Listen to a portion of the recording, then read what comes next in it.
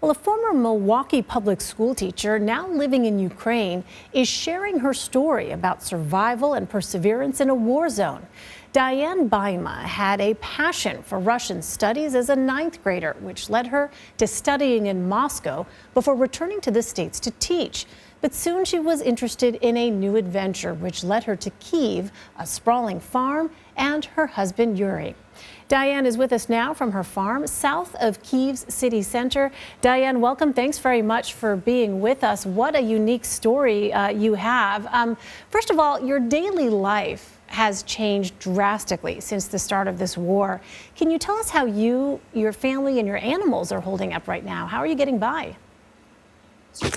Well, I'm a teacher. I was teaching at a village school nearby, and now the school was closed for the first 2 weeks of the school, but now our school is working online, and the children are scattered throughout Europe, and some of them are still in the village, and some have just came back yesterday, so that's exciting.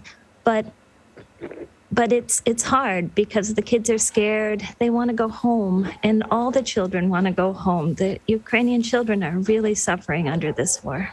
What is it like where you are right now, Diane? Is it relatively quiet? Is it relatively peaceful in the area? Yeah, this is our backyard, and it's very peaceful here, luckily. I mean, you can hear dogs, Yes. you can hear the animals, but we've been lucky that it's been peaceful here. Sometimes we hear shelling in the very far distant, but not lately.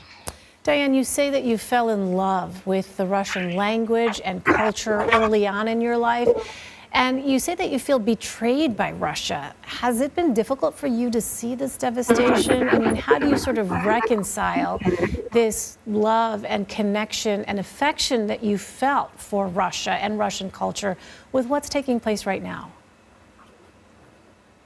Well, it's kind of gone.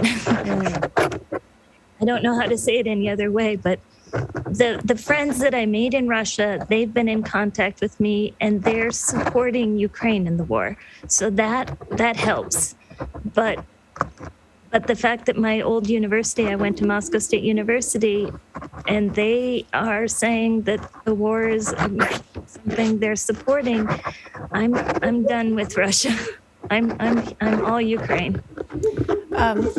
You know, you mentioned the children a moment ago, Diane. I wonder how exactly they're coping, you know, not just with the displacement, obviously all the uncertainty. As a teacher, what is it that you tell them? Well, for me, I'm trying to provide the little time in the day when we can have fun, when we can be together, where we can share our toys. I have first graders and fourth graders, and they're lonely. They want to be with their friends. They're worried about their homes. So I'm there to try to bring a little light into their lives. And when they're sad, I tell them that that's okay to be sad, and that I'm sad sometimes too. In the piece that you recently wrote, you said the war in Ukraine is a battle to keep the whole world independent. Why do you feel that way? I feel that way because I think a lot of people feel that way. Ukraine is fighting for its freedom, but it's fighting for all of Europe's freedom for them because Russia doesn't seem to want to allow other countries to have their freedom. It's happened in the past, and it'll continue to happen unless somebody stops them. And right now, it's Ukraine that's stopping them. And you intend to stay, Diane? You have no intentions of leaving?